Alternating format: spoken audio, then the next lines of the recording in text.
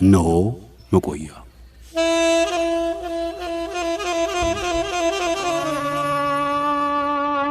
የማይጨው ጦርነት አባቶቻችንና እናቶቻችን ለሀገራቸው ክብር መራሩን የሞት ጽዋ ተጋቱ። የሀገራቸውን ክብርና ነጻነት ለመጠበቅ ደማቸውን እንደ ቦይ ውሃ አፈሰሱላት። እጅግ ከፍ ያለ አሰቃቂ መሳሪያ በመርዝ ጋዝ ጭምር እየተንገበገቡ ለነጻነታቸው ተሰዉ። ለኛ ለልጆቻቸው አኩሪ ታሪክ በደማቸው ቀለም ባጥንታቸው ብዕር ጻፉልን። በአምባራዳም፣ በተንቤን፣ በሽሬ፣ በኦጋዴን፣ በዶሎ የማይመጣጠናቸውን መሳሪያ አይሮፕላንና መድፉን በጎራዴና በጦር ተዋጉት። ምንም እንኳን አሰቃቂ የመርዝ ጋዝ ቢዘንብባቸውም አላፈገፈጉም። ለሀገራቸው ክብር ሕይወታቸውን ሰውተው 7 ወራት ሙሉ ተፋልመው ድል ሆኑ።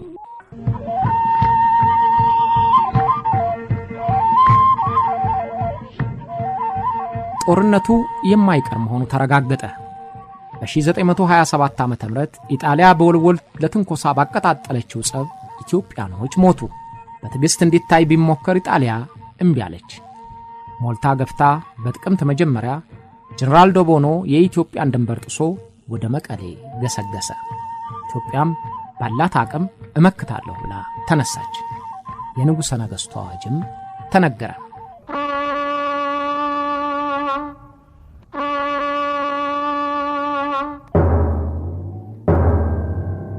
አዋጅ! የአገሬ የኢትዮጵያ ሰው፣ ኢጣሊያ ከ3000 ዘመን ይበልጥ በነጻነት የኖረችውን በጥንታዊነቷ የታወቀችውን ሽማግሌዋን አገራችንን ነጻነቷን አጥፍቼ ወስዳለሁ በማለት ስለተመኘ ለመጠቃት በመታሰባችን እጅግ አዝኛለሁና የአገሬ የኢትዮጵያ ሰው ጉልበት ያለ በጉልበትህ፣ ጉልበት የሌለ በሐዘንህ እርዳኝ።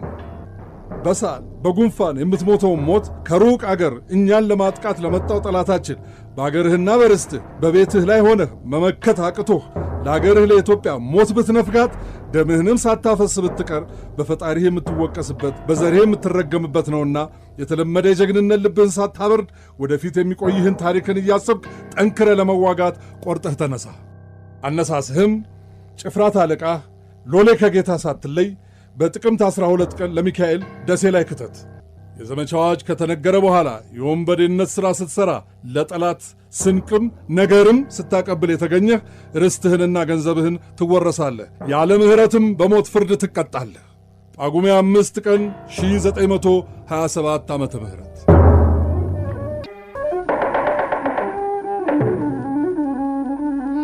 ጦርነቱ በ5 ታላላቅ ግንባሮች ተከፈተ።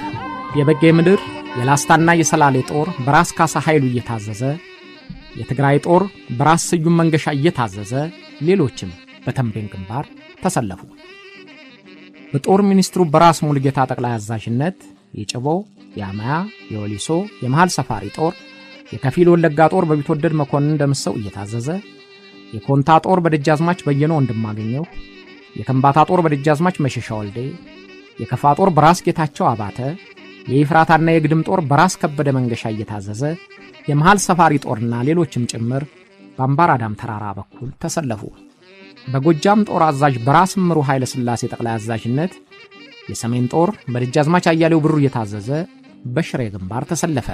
በደቡብ የሲዳሞ ጦር አዛዥ በራስ ደስታ ዳምጣው ጠቅላይ አዛዥነት በደጃዝማች በየነ መርድ የሚታዘዘው የባሌ ጦር በደጃዝማች ገብረ ማርያም ጋር የሚታዘዘው የሀገር ግዛት ጭፍራ በዶሎ ግንባር ተሰለፈ። በምስራቅ በሐረሩን ደራሴ በደጃዝማች ነሱ ጉዛ ማኒል ጠቅላይ አዛዥነት በደጃዝማች መኮንን እንዳልካቸው የሚመራው የኢልባቦር ጦር በደጃዝማች አበበ ዳምጣው የሚመራው የጉፋ ጦር በኡጋዴን ግንባር ዘመተ። ኢጣሊያኖች እንደገመቱት ጠቅላላው የኢትዮጵያ ጦር ጀሌው ጭምር 350,000 ይደርሳል። የሰለጠነው ወታደር 25,000 እንደሚሆንም ገምተዋል። 150 መድፎች፣ 50 ቀላልና ከባድ ጸረ አይሮፕላን፣ 3500 መትረየስ፣ 15 የትራንስፖርት አይሮፕላኖች ብቻ ለመላው የጦር ግንባር እንደነበራቸው ገምተዋል። ገናኛ ሬዲዮ ግን የላቸውም።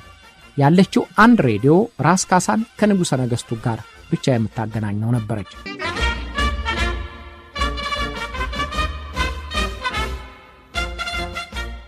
ኢጣሊያኖችም በበኩላቸው በሰሜን ግንባር ዋና ሆኖ ጠቅላይ ጦር አዛዡ ጀነራል ደቦኖ በኋላም ማርሻል ባዶሎ የሚመራቸው በጀነራል የሚመሩ ክፍለ ጦሮች በደቡብ ግንባር በጀነራል ግራዚያኒ ጠቅላይ አዛዥነት በጀነራሎች የሚመሩ 4 ክፍለ ጦሮች ተመደቡ።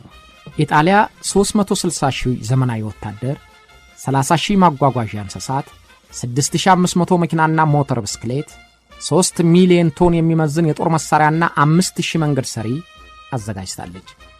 ከ200 በላይ አውሮፕላኖች፣ ከ1,000 በላይ መድፎች፣ ከ200 በላይ ታንኮች ለጦርነቱ አሰልፋለች። የኢትዮጵያ ዘማች በስንቅ አቅርቦትም ከጥንታዊው ልማድ የተለወጠ አልነበረም። ዘማቹ ስንቁን የሚይዘው በየራሱ ነበር። ዝቅተኛው በሶ፣ የተነከረ ሽምብራ፣ ዱቄት ያዘጋጃል። ያዘጋጀውን ስንቁን በአህያ የሌለው ከጠመንጃው ጋር በትከሻው ይይዘዋል። አብዛኛው ተዋጊ ወደ ጦር ግንባሩ የሚደርሰው ከወርና ከዚያ በላይ በመሆኑ ስንቁን በመንገድ ላይ ስለሚጨርሰው ከረሃብ ጋር እየታገለ ለመዋጋት ይገደዳል። መልከኛው ባላባቱና ባለማዕረግ አዝማቾች ዱቄት፣ ቋንጣ፣ ማር፣ ድርቆሽ፣ ጭኮ ይዘው ይዘምታሉ። በአካባቢው የአስራት ግብር እህል ከሌለ ሌላ ተተኪ ስንቅ አይኖራቸውም። ስለዚህ ዘማቹን ከጦርነት ይልቅ ረሃብ ይጎዳዋል። በዘመናዊ መልክ የተደራጁት ኢጣሊያኖች ግን የስንቅ ችግር የለባቸውም። በአየርና በምድር መጓጓዣዎች ትኩስ ምግብ ይቀርብላቸዋል። ለምሳሌ በተንቤን ግንባር 4 ቀናት በፈጀው ጦርነት 70,000 ለሚሆኑት የኢጣሊያ ወታደሮች 500,000 የጣሳ ስጋ፣ 150,000 የጣሳ ወተት፣ 15,000 ሊትር የተጣራ ውሃ፣ 990 ኪሎ ግራም ማርማላታ፣ 500 ሄክቶሊትር ኮኛክና ነጭ አረቄ፣ 700,000 ጠርሙስ ለስላሳ መጠጥ ቀርቦላቸዋል። ይሁንና የስጋና የወተት ትኩስ ምግብ የሚቀርብለትን የጠገበውን የኢጣሊያ ሰራዊት አንዳችም ተተኪና ስንቅ የሌለውና ረሃብ የሚያንገላታው የኢትዮጵያ ሰራዊት 7 ወራት ሙሉ ተዋጋው።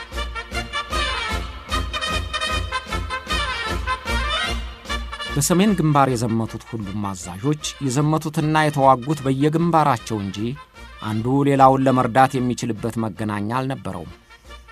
የሽሬውም ሆነ የተንቤኑ ግንባር ስለ አምባራዳሙ ጦርነት አዛዦቹ የሚያውቁበት አንዳችም መገናኛ የላቸውም። ሁሉም በየአቅጣጫው በተናጠል ከመዋጋት በስተቀር አንደኛው ለሌላው እርዳታ ለማድረግ አይችልም። በተንቤኑ በራስ ስዩም የሚመራው የትግራይ ጦር 4 ቀናት በሙሉ የተደነቀ ውጊያ አድርጎ የጠላትን ጦር ወደ ኋላ መልሷል። ነገር ግን ስለዚያ ውጊያ ሌላው ግንባር አያውቅም። በአምባራዳም በጦር ሚኒስትሩ ራስ ሙሉጌታ የሚታዘዘው ሰራዊት ወደፊት ገፍቶ በታላቅ ጀብዶ የጠላቱን ምሽግ ሰብሮ እስከ መግባት ደርሷል። በራስ ሙሉጌታ የሚታዘዘውን ያንን ጦር ማርሻል ባዶሎ እጅግ ስለሰጋ ለሰራዊቱ እንዲህ የሚል መልእክት አስተላልፎ ነበር። እስካሁን የተዋጋችሁትን እንደ ትልቅ ውጊያ አትቁጠሩት። ወደፊትም ትልቅ ውጊያ ይገጥመናል ብላችሁ አታስቡ። ትልቁ ውጊያችን በአምባራዳም ግንባር ነው። አምባራዳም የተቀመጠው ሽማግሌ የዋዛ አይደለምና በርትታችሁ ተዋጉ ብሎ ነበር። በአምባራዳም ከ4 ቀናት በላይ በተደረገው ጦርነት ኢትዮጵያኖቹ ድል አገኙ። ነገር ግን ኢጣሊያ በከፍተኛ የሰው ኃይል በመትታከካው አዲስ ኃይል ምትክ የሌለውን የኢትዮጵያ ሰራዊት መልሳ አጠቃችው። በመርዝጋዝ አልቆ የተረፈው ወደ ኋላ ፈገፈገ። የጦር ሚኒስትሩ ራስ ሙሉጌታም ወደ ኋላ ፈግፍገው ሰራዊቱን እንደገና አጠናክሮ ለማዘጋጀት ሲመለሱ በአካባቢው ባሉ ባንዳዎች በተተኮሰባቸው ጥይት ተመቱ። ይህን ሁሉ እንኳንስ በሩቅ ያለው ዘማች በቅርቡም ያለው ሊያውቅ አይችልም። በዘመናዊ ወታደራዊ ተቋም የተደራጀው የኢጣሊያ ጦር ግን እንኳንስ ክፍለ ጦሮቹ ሮም ያለው ዋናው ማዘዣ ጣቢያ ውጊያውን መከታተል ይችላል። ከኢጣሊያ ጋር የተደረገው ጦርነት አቻላቻ ሆኖ የወኔና የእውቀት ብልጫ የሚፈተንበት ጦርነት አልነበረም። በሁሉም መንገድ የበላይነቱ የነበራቸው ኢጣሊያኖች ድል ለማድረግ ሰፊ ድል ነበራቸው። ድንቅና ትጥቅ